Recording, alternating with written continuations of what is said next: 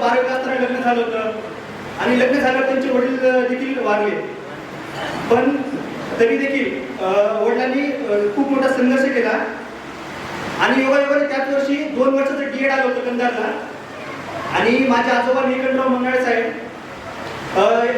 यांच्या ओळखीमुळे माझ्या पप्पाचं ॲडमिशन झालं आणि तेव्हा केंद्र साहेबाचं कॉलेज आलं होतं आणि पप्पाकडून एकही रुपया फीस न घेता देखील केंद्र साहेबांनी पप्पाला ॲडमिशन दिलं आणि पप्पाचं डीएड कम्प्लीट झालं.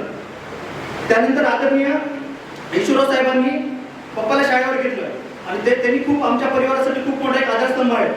तसेच माननीय राजेंद्र भोसीकर साहेब, संजय भोसीकर साहेब यांनी देखील पप्पाला वेळोवेळी खूप मार्गदर्शन केलं आणि त्यांची साथ दिली.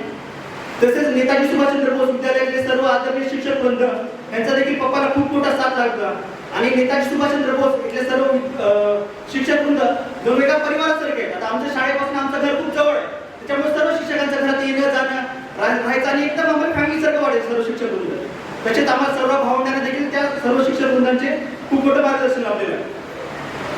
तसंच आमच्या पूर्ण परिवाराचा एक वटवृक्ष कसं पूर्ण छोट्या मोठ्या सगळ्या गोष्टीला सांभाळून घेतो, तसं आमचे मामा आदरणीय विश्वमराव मंगनाळे साहेब यांनी माझ्या पप्पाला खूप प्रत्येक गोष्टीमध्ये साथ दिली. एका लहान भावाप्रमाणे